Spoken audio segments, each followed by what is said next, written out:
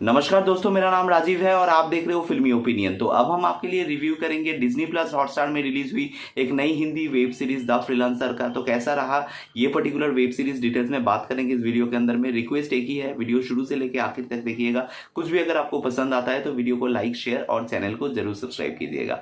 The freelancer starring Anupam Kher, Mohit Raina. तो पहले इसका जो ट्रेलर आया था वो काफी इंप्रेसिव लग रहा था, क्योंकि इसकी जो शूट्स वगैरह हुआ है, जो एयरवेज वगैरह दिखाया जा रहा है वो काफी इंप्रेसिव लग रहा था। दोस्तों असल में कैसी रही ये पर्टिकुलर वेब सीरीज की पहली 4 एपिसोड, क्योंकि 4 ही एपिसोड जो है एक साथ रिलीज की गई है, तो डिटेल्स में बात करेंगे।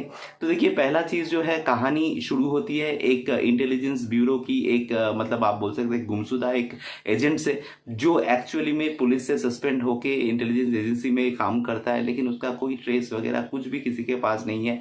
इंडिया के लिए वो एग्जिस्ट ही नहीं करता है, तो बाहर से ऑपरेट करता है। इसराइल में मतलब यूएस में बहुत सारे मिशंस में वो जाता है, और जिसका मास्टरमाइंड जो है वो है अनुपम खेर, जो based out of the base camp, जो वहां से ऑपरेट करता है। और ये किरदार जो है, ये फ्रीलांसर का किरदार जो है वो प्ले कर है मोहित रैना।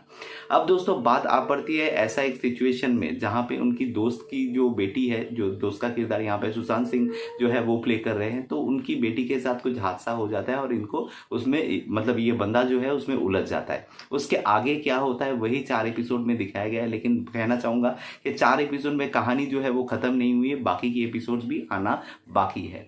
तो दोस्तों अब तक जितना मैंने देखा उसमें पॉजिटिव साइड मुझे क्या लगा, देखिए पहला चीज जो मैंने ऑलरेडी आपको बता दिया कि इसकी जो मेकिंग है, इसकी जो ओवरऑल मान लीजिए सेट्स या फिर एयरक्राफ्ट्स वगैरह या फिर बेस कैंप्स जो भी दिखाया गया है वो काफी बढ़िया दिखाया गया है। एंड एक पोर्शन है जहां पे आपको सीरिया देखने के लिए मिलेंगे, तो वो एग्जैक्टली डेफिनेटली सीरिया में तो शूट हुआ नहीं है, लेकिन जैसे उसको रिक्रिएट की गई है, द वे जो एक्टर्स जो है वहाँ पे ली गई है, जूनियर आर्टिस्ट जो काम कर रहे हैं, साइड आर्टिस्ट जो काम कर रहे हैं, वो कमाल के दिख रहे हैं। और ओवरऑल लुक एंड फील से मुझे थोड़ा बहुत याद रहा था खुदा हाफिज जो मूवी आया था पहला वाला पार्ट, उसमें जैसे हम लोगों को जो माहौल देखने के लिए मिला था, यहाँ पे भी वैसा एक माहौल जो है वो सेट हो रहा है।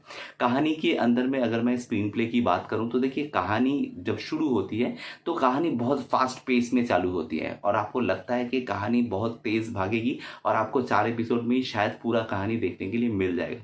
लेकिन अचानक पहला एपिसोड के बाद कहानी थोड़ा स्लो डाउन कर जाती है, और वहां पे जो है इंटरेस्ट थोड़ा डाइल्यूट हो जाता है। एक्सपेक्टेशन जो बनता है पहले वो थोड़ा डाइल्यूट होना चालू होता है, और कहानी धीरे धीरे स्लो प्रोग्रेस एक मतलब आप थ्रिलर की तरफ वो आगे बढ़ता है। तो ये मुझे थोड़ा खटकता है। दूसरा चीज मैं कहूंगा, यहाँ पे अनुपम खेर का जो किरदार है, ज्यादातर समय अनुपम खेर इंस्ट्रक्शन देते हुए आपको दिखेंगे, और क्लियरली समझ आ रहा है कि ज्यादातर शूट जो है वो अकेले कोई एक सेट के अंदर में उन्होंने किया है। ज्यादा इंटरेक्शंस कोई भी किरदार के साथ उनका ज्यादा दिख नहीं रहा है। तो ये मतलब अजीब सा चीज लग रहा है कि वो कैमरा के सामने एक्टिंग कर रहे हैं, कोई इंटरेक्ट करते हुए दूसरा बंदा दिख नहीं रहा है। तो समझ ही आ रहा है कि कुछ डेट्स का इशू होगा, तो मैच नहीं होगा, तो वो अपने कन्वीनियंट में इसको शूट किया है, वो लग रहा है देखने के बाद। तो ये एक चीज है जो थोड़ा खटकता है। और कहूँ, अगर मैं कहूँ मोहित रैना की बात तो कि मोहित रैना लुक्स गुड। इस तरीके के किरदार में वो पहले भी भौकाल जैसे सीरीज कर चुके हैं पुलिस ऑफिसर का किरदार में, तो वो सही बैठते हैं, उसमें कोई खराबी नहीं है। अब जो इंपॉर्टेंट बात है कि यहाँ पे एक मतलब जो अच्छी चीज दिखाई गई है कि इनका भी एक पास्ट है, और जो दोस्त की बेटी जो खो गई है उसको मतलब आपको एक्सट्रैक्ट करना है, तो वो एक्सट्रैक्ट करने का जो प्रोसेस है, वो प्रोसेस में उनका जो इमोशनल अटैचमेंट है वो भी दिखाई गई है। लेकिन एक अजीब सा फीलिंग हो रहा है कि देखिए, पहला 4 एपिसोड आपने दिखा दिया जहां पे नो एक्शन सीक्वेंस, एक इतना बड़ा एक्सट्रैक्शन का कहानी है, तो ये बंदा सिर्फ एक ही मिशन करते हुए दिखते हैं, और उसके बाद डायरेक्टली वो इतना एक खतरनाक मिशन में, जहाँ पे आईएसएस के साथ उसको मतलब भिड़ना है, तो वैसा एक मिशन में वो जुड़ जाता है।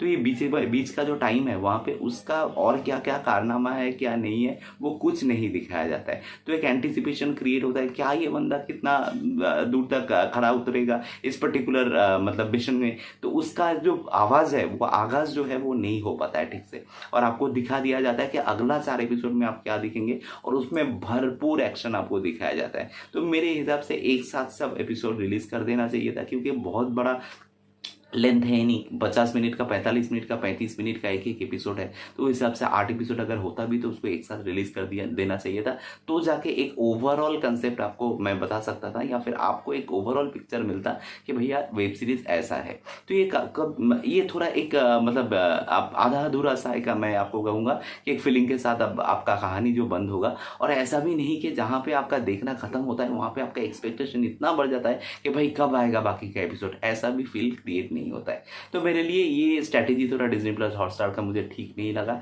Otherwise show looks decent, one time watch के लिए सही है, उतना भी खास इम्पैक्ट क्रिएट करने में ये समर्थ नहीं रहा जितना ट्रेलर में हुआ था। दोस्तों यही था बेसिकली मेरा रिव्यू अबाउट द फ्रीलांसर। तो कैसा लगा आपको, आप मुझे कमेंट में आके बता सकते हैं, और कुछ भी अगर यहाँ से अच्छा लगा है तो वीडियो को लाइक, शेयर और चैनल को जरूर सब्सक्राइब कीजिएगा। चलिए मिलते हैं आपके साथ मेरा अगला कोई वीडियो में, तब तक के लिए अलविदा।